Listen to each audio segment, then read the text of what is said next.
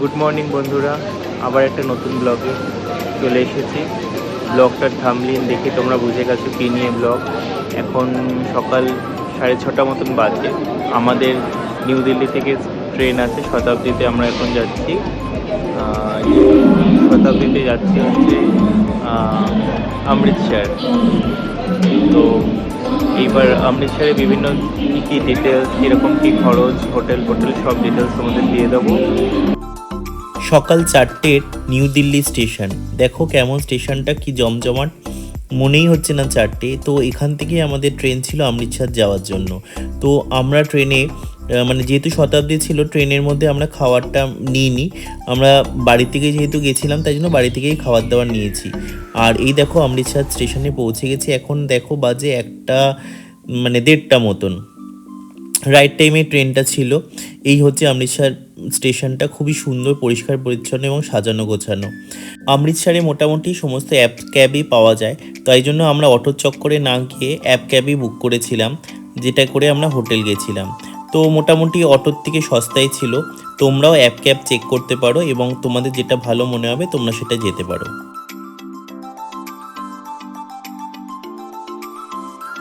এটা হলো আমাদের অমৃতসরের হোটেলটা। তো এটা আমি বুক করেছিলাম মেক মাই ট্রিপ থেকে। অনেকবার অনেক অফার দেখে তারপরে এটা বেশ সস্তায় পেয়েছিলাম। উইথ ব্রেকফাস্ট ছিল, ব্রেকফাস্টের কোয়ালিটিও খুব ভালো। তোমাদের সঙ্গে পরে শেয়ার করে দেবো ব্রেকফাস্টটা কী কী ছিল। আর হোটেলটার মোটামুটি সবই অ্যামিনিটিস সব কিছুই খুব ভালো ছিল এবং সবচেয়ে বড় কথা খুব পরিষ্কার ছিল, তাই জন্য হোটেলটা আমার খুব ভালো লেগেছে। তোমাদেরকে আমি লিঙ্কটা দিয়ে দেবো, মেক মাই ট্রিপ থেকেই বুক করেছিলাম, তোমরা একবার চেক করতে পারো।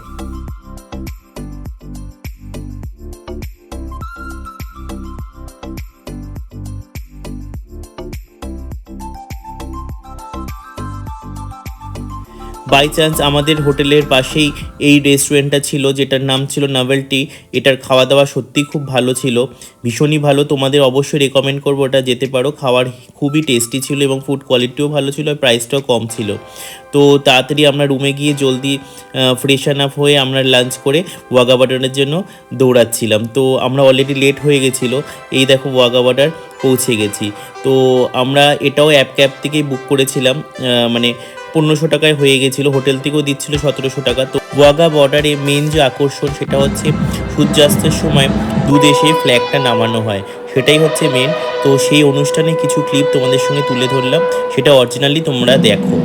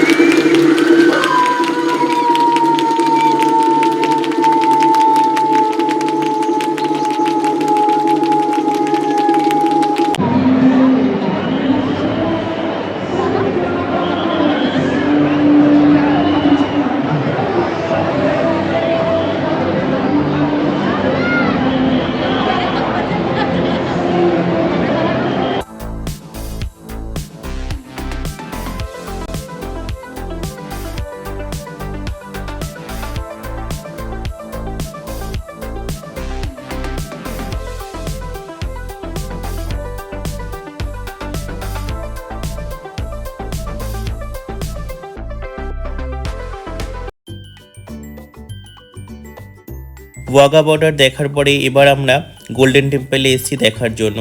তো রাস্তাতেই পরে গোল্ডেন টেম্পল যাওয়ার পথেই মানে পাশেই একদম এটা হচ্ছে একটা পার্টিশন মিউজিয়ামের পাশে, রং পাঞ্জাবের পাশেই ছিল।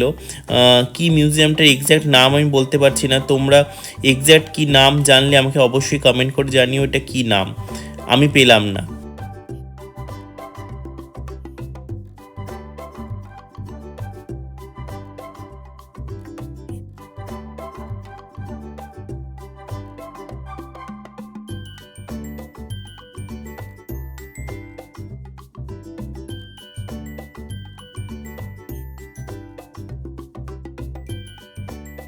গোল্ডেন টেম্পল যাওয়ার পথে রাস্তার দুধারে খুব সুন্দর মার্কেট পড়ে, যেখানে বিভিন্ন পাঞ্জাবি কালেকশন পড়ে, যেরকম ফুলকারি, তারপরে বিভিন্ন রকমের জুতিস, খুব প্রচুর কালেকশন রয়েছে।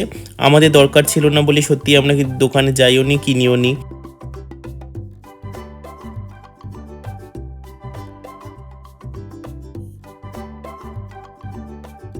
এটা হলো গোল্ডেন টেম্পলের মেন গেট। রাতের বেলা গোল্ডেন টেম্পলটা একটা আলাদাই সৌন্দর্য লাগে, যেটা ক্যামেরা সত্যি জাস্টিফাই করে না, তবু আমরা ক্যামেরা বন্দি করেছি। তোমরা অবশ্যই নিজের চোখে দেখো, এটা একটা অন্যরকম সৌন্দর্য, এটা বলে বোঝানো যাবে না। দেখো গোল্ডেন টেম্পলটা কতটা সুন্দর লাগছে। যদিও আমরা রাত্রেবেলা মন্দিরের ভিতরে ঢুকিনি, অনেক লাইন ছিল বলে। আমরা সকালবেলা যাওয়ার আমাদের প্ল্যান ছিল, সকালবেলা মানে সকাল 4:30-র সময় যে ওই গুরু গ্রন্থ সাহেবটা যায় সেই সময়টা। আর এটা গোল্ডেন টেম্পলের পাশেই একটা রেস্টুরেন্ট ছিল, যেখান থেকে আমরা পাঞ্জাবি ফুড ট্রাই করেছিলাম। এখন সকাল 4:30। এই সময় এই গৃহ থেকে মেন মন্দির গৃহে গুরু গ্রন্থ সাহেবকে নিয়ে যাওয়া হবে। এটার একটা ভীষণ মানে পবিত্র সময়। এই সময় সবাই গোলাপ ফুল ছড়া, একটা অন্যরকম ফিলিংস। তোমরা গিয়ে সত্যি দেখো, এটা আমি রিয়েলি রেখেছি, সাউন্ড কিছু দিইনি। দেখো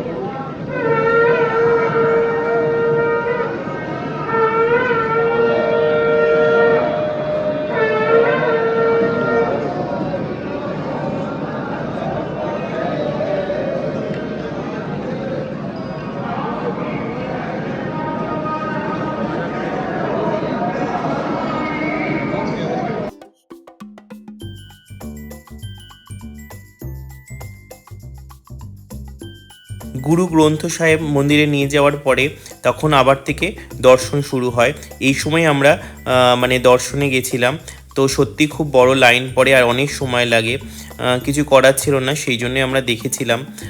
তোমরা পারলে দেখো, খুবই সুন্দর লাগবে। আর মন্দিরের ভেতরে ক্যামেরা অ্যালাউ নেই, তাই জন্য আমি মানে রেকর্ডিং করতে পারিনি, এই অবধি রেকর্ডিং করতে পেরেছি।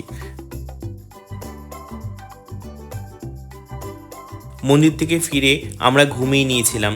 তারপরে আমরা হোটেলের ওপরে দেখো ব্রেকফাস্ট করতে চলে এসেছিলাম। এটা কমপ্লিমেন্টারি ব্রেকফাস্ট ছিল। ব্রেকফাস্টে অনেক ভ্যারাইটি ছিল, এখানে সবগুলো আমরা দেখাইনি, আর এখানে ছিল না, ওরা বললে করে দিচ্ছিল। সত্যি খুব ভালো ছিল ব্রেকফাস্টের কোয়ালিটি। এটা হলো জালিয়ানওয়ালাবাগের মিউজিয়াম। এখানে লাইট অ্যান্ড সাউন্ড শো হচ্ছিল। এটা হচ্ছে 7:30টার শোটায় আমরা গেছিলাম, যেটা লাস্ট শো ছিল। বিভিন্ন হিস্টোরিক্যাল যে মানে ব্যাপারটা, সেটা অমিতাভ বচ্চনের গলায় তুলে ধরেছিল।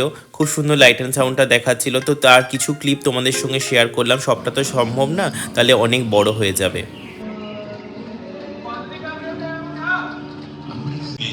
विदेशों में आजादी का संग्राम छेड़ दिया था, तो पंजाब में भी वो देश की आजादी के लिए सक्रिय थे।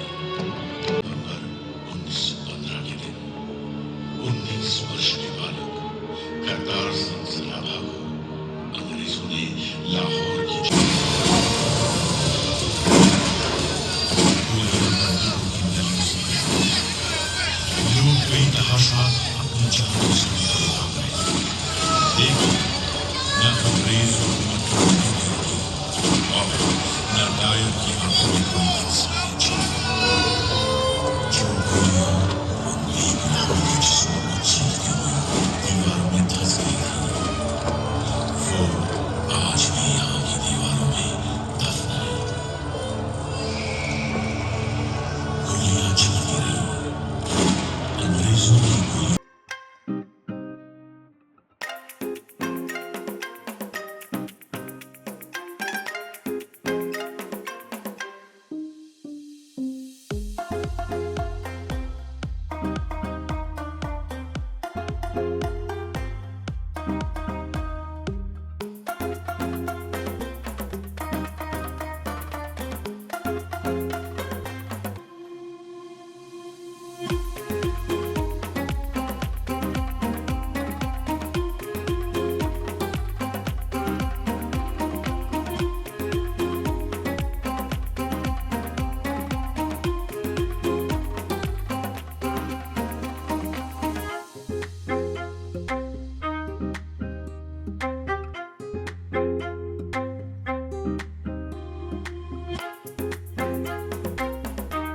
শো দেখে আমরা আবার গোল্ডেন টেম্পলে গেছিলাম। এই দেখো গোল্ডেন কই কি সুন্দর নিজে খেলছে নিজের মতো। তো এটা দেখতে দেখতেই আমাদের এবারকার অমৃতসরের ট্যুর শেষ হলো। আবার অন্য কখনো যাওয়া যাবে। গুড মর্নিং বন্ধুরা। তো আমাদের এখন বাড়ি যেতে হবে। তো এবার বাড়ি যাওয়ার পালা। অমৃতসরকে টাটা বলে আমরা এখন দিল্লি ফিরছি। এখন বাজে 4:30 মতন বাজে। এই এখন আমাদের ট্রেন আছে। আবার তোমাদের সঙ্গে অন্য কোনো ব্লগে দেখা হবে। যদি তোমাদের ব্লগটা ভালো লাগে তাহলে অবশ্যই করে লাইক, কমেন্ট এবং সবার সঙ্গে শেয়ার করো। আর যদি কোনো ডিটেলসের প্রয়োজন হয় তাহলে আমাকে ইনস্টাগ্রামে পিং করো, আমি তোমাদের বলে দেবো। টাটা।